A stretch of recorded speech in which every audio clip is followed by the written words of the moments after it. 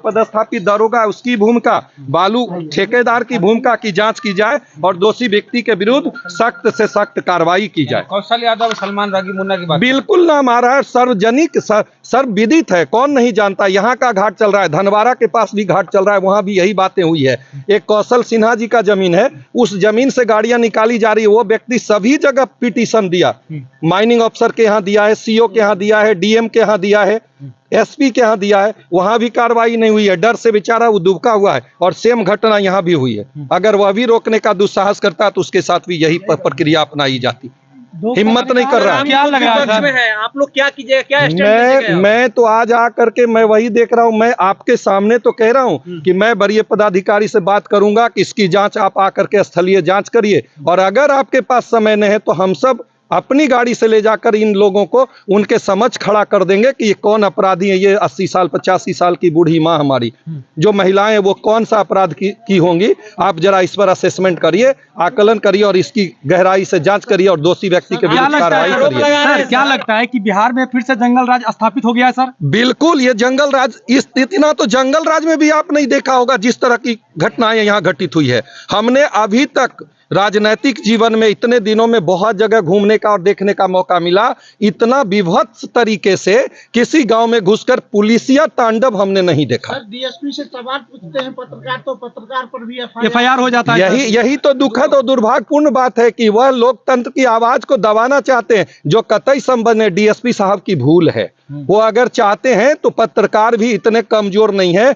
और न्याय में इतनी ताकत है कि आप सच्चाई को दिखाया है। मुझे पता है, इन बातों की जानकारी भी है कि जहां गहरे किए गए थे, जहां 10 मीटर तक गहरा किया गया, जबकि सर्कुलर के अनुसार जहां तक मुझे जानकारी कि 2 मीटर बालू उठाव का प्रावधान है, 10 मीटर बालू का उठाव किया गया था, जिसका लोगों ने, ग्रामीणों ने वहां पे ये बातों को कहा कि मेरा इससे वाटर का लेयर चला जाएगा और मेरे पैन में पानी नहीं आ पाएंगे, वहां कब्रिस्तान है, वहां शमशान है, तो वहां पे फिर कटाव हो जाएगा, जिसके कारण ग्रामीणों ने जाकर के कहने का कोशिश किया और पुलिस वाले खड़े होकर, डीएसपी स्वयं वहां पे खड़ा थे जैसा अभी ग्रामीणों ने बताया, और वहां जेसीबी से उस गड्ढे को भरा जा रहा था जब आप लोगों ने पिक दिखाया तो। और उसी के कारण पत्रकार भाइयों पे प्राथमिकी दर्ज की गई। पहले तो थिएट किया गया और प्राथमिकी भी हमने सुना है कि दर्ज की गई है। तो सत्यता में इतनी दम होती है। मैं तो आप सबसे भी कहूंगा कि कभी झुकना नहीं मत मेरे भाई, आप लोकतंत्र के चौथे स्तंभ हो और आप लोग झुकने वाले भी नहीं हो, मुझे पता है। लेकिन अभिव्यक्ति की आजादी, जिन्होंने यह दुस्साहस किया है उन्हें उसका जवाब हर हालत में इसकी गहराई से जांच करा करके दिलाना है। भाजपा की बिल्कुल, मैं आज अभी बात करूंगा अपने पार्टी मुख्यालय में और हमारे प्रतिपक्ष के नेता हैं उनसे कि यहाँ टीम आए, और यहाँ हम लोगों की टीम, तो हम लोग तो आकर के वही काम कर रहे हैं, बट हमारी कोशिश होगी कि हम अपने प्रदेश के नेताओं को इन तमाम चीजों की जानकारी दें और यहाँ संघर्ष के लिए हम लोग तैयार बैठे हैं। हम अपने ग्रामीणों के साथ हैं। जाति का गांव है, बैकवर्ड का गांव है ये सर। गांव मेरा कहते हैं ना, पिछड़ों की सरकार है जी, बहुजनों की सरकार है जी। अब पिछड़े पुलिस की गुंडागर्दी का शिकार हो रहा है। मैं एक बात कहता हूं, सरकार सबकी होती है। यहाँ सरकार है, नीतीश बाबू से मेरा सवाल है कि आप कहते हैं सुशासन की सरकार है, बालू माफिया नहीं बख्शे जाएंगे, दारू माफिया नहीं बख्शे जाएंगे, तो मेरा सवाल आप लोगों के माध्यम से आदरणीय मुख्यमंत्री नीतीश कुमार जी से है कि अगर नहीं बख्शे जाएंगे तो एसआईटी का गठन करिए और डीएसपी को केंद्र बिंदु में रखिए, थानेदार को केंद्र बिंदु में रखिए, यहाँ के पुलिसिंग को इस केंद्र बिंदु में रखिए और राजनेता को इस पुलिसिंग में रखिए और उसके बाद जांच करिए और जो दोषी व्यक्ति है उनके विरुद्ध सख्त से सख्त कार्रवाई करिए। ऐसा नहीं लग रहा है सर कि लोकसभा चुनाव को लेकर ऐसा विवाद किया जा रहा है कि आपस में फूट हो? सर देखिए, ये जो भी ऐसा सोच करके कर रहे हैं तो ये दुखद और दुर्भाग्यपूर्ण है। वो कभी ऐसे अपने मकसद में कामयाब नहीं होंगे। हम लोगों ने यहाँ पे आए हैं, ये मानवता को शर्मसार करने वाली घटना है।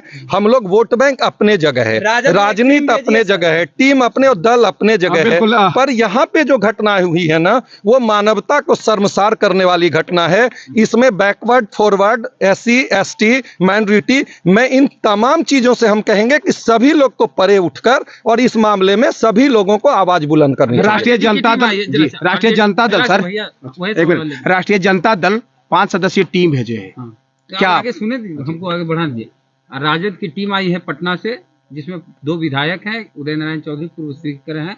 सब गांव में घूमे, लेकिन घाट पर नहीं गए जहां से मामला शुरू हुआ, आप जाएंगे घाट? हाँ बिल्कुल जाएंगे। मैं यहाँ देखने के बाद वहीं जाऊंगा और मैं अपने ग्रामीणों से उस एफआईआर की प्रति भी लूंगा और तब मैं और असेसमेंट और बेहतर कर सकूंगा। और ऐसे हम यहाँ देखने के बाद मुझे पता चल चुका है ग्रामीणों का और जो निरीह जनता है, जो आज भी जिनके पास जुबान नहीं है कि वो सामने आप कैमरे के सामने आके कह सके, चूंकि अज्ञात इतना डाला हुआ है कि उन्हें डर है कि हम अगर कुछ बोलेंगे तो मेरे खिलाफ कार्रवाई होगी, मुझे भी एफआईआर में नामजद कर दिया जाएगा। मैं आपके माध्यम से, चैनल के माध्यम से भी कह रहा हूं, मैं स्पेशली एसपी साहब से बात करूंगा कि आप जब तक स्वयं आप आए भी हैं स्थल पे और आप थे वेद जी, मैंने देखा है, विजुअल आपने लिया है, मैं कहूंगा कि आप जब तक जांच नहीं करते हैं, जो अज्ञात या ज्ञात है, आपके पास तो विजुअल होगा, आपके पास सीडी होगा, आपके पास कैमरे में लिया गया पिक्चर होगा, प्रूव्ड होगा। जब प्रूव्ड व्यक्ति को ही नामजद करिए। अभी घर में लोग चैन से सो नहीं रहे हैं, हमारे भाई लोग रात में घर में नहीं सो रहे हैं। इसलिए हमारा यह मांग होगा आपके माध्यम से बड़ी अधिकारी से भी, और मैं मांग करूंगा डीजी साहब से भी कि आप डायरेक्शन और आप डिक्टेट करिए कि जब तक इसकी जांच न हो जाए, नामजद अभियुक्त जो बनाए गए हैं उनके विरुद्ध तत्काल कार्रवाई स्थगित रखा जाए और दोषी व्यक्तियों के विरुद्ध आप कार्रवाई करिए, लेकिन इस तरह से गुंडा स्टाइल में कार्रवाई मत करिए। उसके लिए जो नॉर्म्स है उस नॉर्म्स के हिसाब से कार्रवाई। अच्छा, सर आरजेडी के लोगों से कहा जा रहा है कि सर बीजेपी के लोगों के द्वारा ये कांड किया गया है। सर देखिए, मैं एक लाइन में कहता हूं, रोका किसने? सरकार आपकी है। अगर बीजेपी के लोगों के द्वारा किया गया तो आप उसे अरेस्ट करिए, कानून के शिकंजे में कसिए। हम सभी लोग, बीजेपी हो, आरजेडी हो, एलजेपी, जिन्हें अपना दामन बचाना है वो इस तरह की बात करेंगे। मैं उसमें से हूं कि मैं दोषी कोई भी व्यक्ति हो, गुनाहगार कितना भी बड़ा व्यक्ति हो, अगर हिम्मत है, अगर दम है सरकार में, तो उसके विरुद्ध सख्त से सख्त कार्रवाई करिए, अविलंब उसके विरुद्ध कार्रवाई करिए। क्या लगता है बालू माफिया वाला पैसा वहां पर सरकार तक पहुंचते है क्या? देखिए, इन मामलों में मैं वही तो कह रहा हूं कि इतना तो क्लियर है ना कि नवादा में कौन बालू माफिया है, किसी से छुपा हुआ नहीं। मैं तो साफ कह रहा हूं कि अभी जो बालू में लोग हैं वो आप भी जानते हैं, मैं भी जानता हूं। मैंने तो साफ कह रहा हूं कि यहाँ की घटना में कौन लोग हैं वो ग्रामीणों ने बोला भी है। यहाँ तो पुलिस वाले कह रहे थे, हम वो आरजेडी के एमएलए हैं जिनके बारे में कह रहे थे कहाँ है बाप तुम्हारा, जैसा लोगों ने बताया कि उस बाप को बुलाओ। ये क्या मतलब है? सुनिए, ग्रामीण बोल रहे हैं, हम नहीं बोल रहे हैं। क्या बोल रहे हैं आप? कौन बोल रहे थे? प्रशासन के लोग। अब बताइए कि मेरा विषय उससे नहीं है। आरजेडी हो, बीजेपी हो, एलजेपी हो, कांग्रेस हो, मेरा विषय उससे नहीं, मानवता से है। और दोषी और जो पुलिस के साथ जो व्यक्ति उसके विरुद्ध एक्शन करिए, निर्दोष पे आप डंडा मत बरसाइए। इस घटना को लेकर सर नीतीश कुमार को क्या कहना चाहेंगे? सर मैं साफ तो बार बार कह रहा हूं कि नीतीश जी, अगर आप कहते हैं कथनी और करनी में अगर एक रूपता है तो आप एसआईटी का गठन करिए। राजनेता और पदाधिकारी जो लोग हैं, गठजोड़ है, उसकी परिणति ये है, आप इसकी जांच करिए और चाहे कोई व्यक्ति दोषी हो उसके विरुद्ध सख्त से सख्त कार्रवाई करिए। ग्रामीणों का आरोप भी हम तो एक लाइन में, कार्रवाई में तो सब आता है, सस्पेंशन आता है, डिसमिसल आता है भाई। आप कार्रवाई की बात मैं कह रहा हूं। अगर इस तरह से हमारी पब्लिक चैन से घर में नहीं सो रही है तो उसके लिए जिम्मेवार कौन? पदाधिकारी से ज्यादा जिम्मेवार सरकार है। क्या सरकार कार्रवाई करेगी? ये सरकार से मेरी मांग है। सरकार कार्रवाई करी होती और सरकार का डर होता तो कोई भी अपराधी या गठजोड़ गुंडा इस तरह का कार्रवाई नहीं किया होता, ये मुझे पता। और जो आपने कहा ना, जिस तरीके से पुलिस कप्तान आरंभ हो चुका है और उसी की परिणति ये लाठीचार्ज